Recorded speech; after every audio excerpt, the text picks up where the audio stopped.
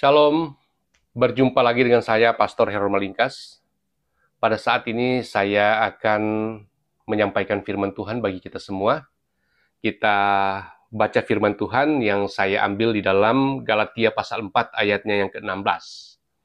Bunyinya adalah, apakah dengan mengatakan kebenaran kepadamu, aku telah menjadi musuhmu?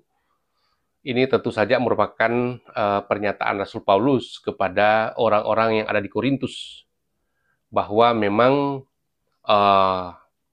ketika dia mengatakan yang benar, yaitu mengatakan kebenaran firman, maka memang banyak orang yang memang menerima, banyak orang juga yang menolak. Nah, mereka yang menolak ini memang tentu saja sudah menjadi bagian resiko daripada seseorang yang Tuhan percayakan untuk memberitakan firman Tuhan atau menyampaikan kebenaran. Resikonya adalah di mana memang kita ditolak, kita akan dibenci, karena mereka tidak mau ditegur.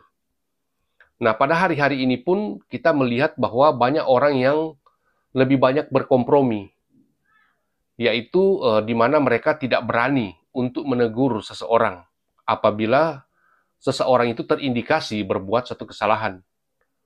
Dia tidak akan pernah berani untuk menasihati, menegur, karena dia akan menerima konsekuensi. Nah, disinilah letak di mana kita diingatkan oleh firman Tuhan bahwa kita harus berkata yang benar. Memang ada firman Tuhan yang berkata bahwa di Amsal 27 ayat 5 disebutkan di sana bahwa lebih baik teguran yang nyata-nyata daripada kasih yang tersembunyi. Memang kita harus menegur secara nyata walaupun pahit. Tetapi sebaliknya kalau kita berkompromi, ya, kita menunjukkan akan tetapi kasih itu tidak nampak, melainkan samar-samar, atau bisa disimpulkan ini adalah kita berkompromi, ya, kita menjaga perasaan seseorang, walaupun itu adalah merupakan suatu hal yang salah, karena kita membiarkan seseorang melakukan akan kesalahan dengan bebas, dengan kita tidak mau mengarahkan dia kepada hal yang benar. Ini kan adalah merupakan satu ibarat di mana ketika orang sudah mendekati jurang dan kita tidak mau memperingatkan dia akan bahaya di depan. Kan ini merupakan kesalahan kita. Oleh sebab itu, firman Tuhan berkata bahwa kita harus berkata yang benar. Teguran yang nyata-nyata itu lebih baik daripada kasih yang tersembunyi. Memang kita tahu bahwa ketika kita menyampaikan akan kebenaran kepada seseorang, memang dia akan menerima. Ya, kita senang kalau dia menerima, tetapi kalau dia menolak.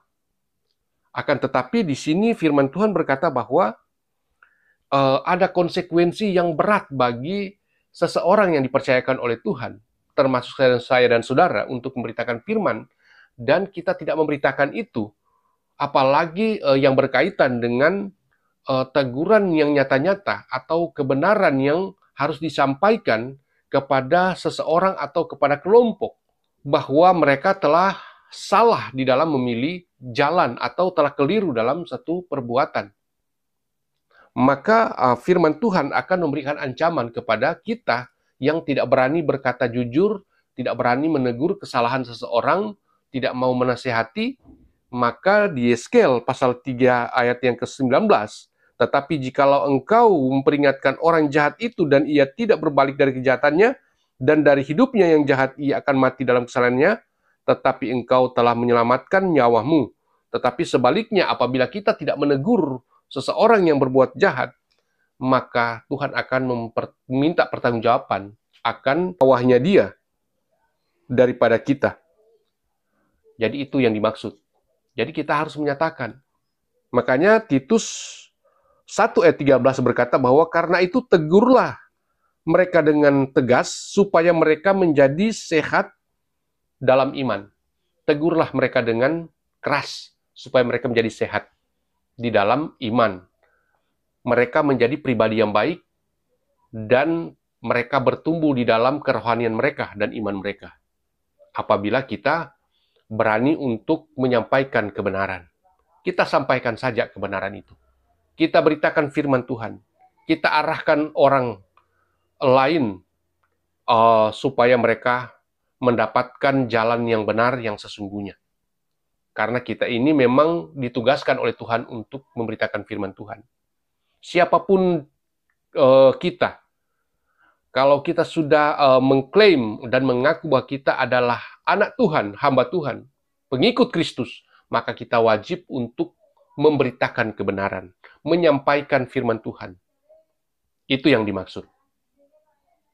Terima kasih.